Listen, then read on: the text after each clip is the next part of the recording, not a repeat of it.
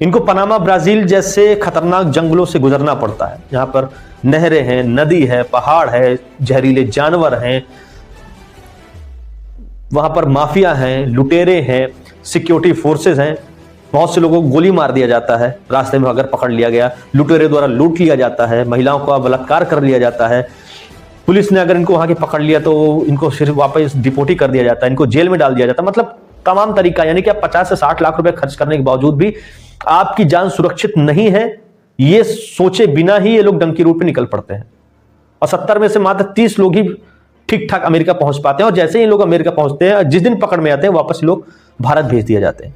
और जो ये 104 अप्रवासी भारतीय पकड़े गए हैं, वो इन मैक्सिको और अमेरिका बॉर्डर से पकड़े गए हैं। और इनका जो जाने का सफर था वो था दुबई से। ये इंडिया से दुबई गए एज अ टूरिस्ट वीजा में, फिर दुबई से हैंडलर और एजेंट के थ्रू फिर ये लोग डंकी रूट का इस्तेमाल करते हुए मैक्सिको बॉर्डर पार करते हुए ये लोग अमेरिका में घुसे और वहीं से लोग पकड़े गए। डंकी रूट इतना आसान नहीं है। मैक्सिमम डंकी रूट 3 तरीकों से अपनाया जाता है, जो सबसे ज्यादा चर्चित है।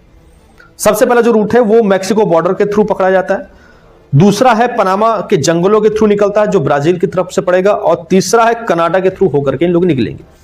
ये 3 बॉर्डर है जो अमेरिका में दाखिल कराने का इनका सबसे आसान जरिया होता है।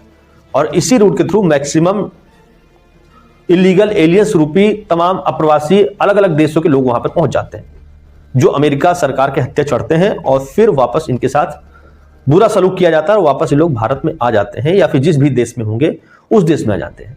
हाल ही में एक आपको याद होगा कि फ्रांस किस्सा था, याद नहीं है मुझको डेट, फ्रांस ने ये कार्रवाई की थी। फ्रांस ने दुबई से निकारागुआ जा रही एक चार्टर्ड प्लेन को पकड़ लिया था जिसमें 303 भारतीय थे, और उसे मानव तस्करी की शक में एयरपोर्ट पर ही रोक दिया गया था।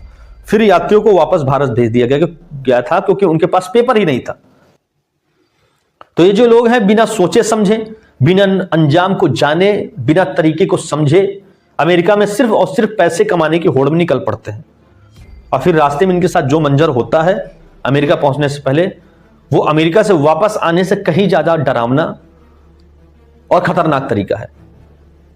हालांकि भारत में आने के बाद इनके साथ कोई कार्रवाई नहीं होगी क्योंकि इन्होंने भारत का कोई भी कानून नहीं तोड़ा है। अमेरिका के लिए कानून तोड़ा गया, इसलिए अमेरिका ने इनको वापस भारत डिपोर्ट कर दिया गया है। लेकिन है तो ये गलत तरीका किसी भी देश में घुसने का, डंकी के थ्रू, वो भी तब जब आपकी जान का कोई भरोसा ना हो। आपको अमेरिका कमाने जाना है, वीजा के थ्रू जाइए, पेपर के थ्रू जाइए, कोई कुछ नहीं बोलेगा। लेकिन जब आप ऐसे गलत तरीके से जाएंगे तो फिर आपके साथ ऐसा बर्बरतापूर्ण और अमानवीय व्यवहार किया जाएगा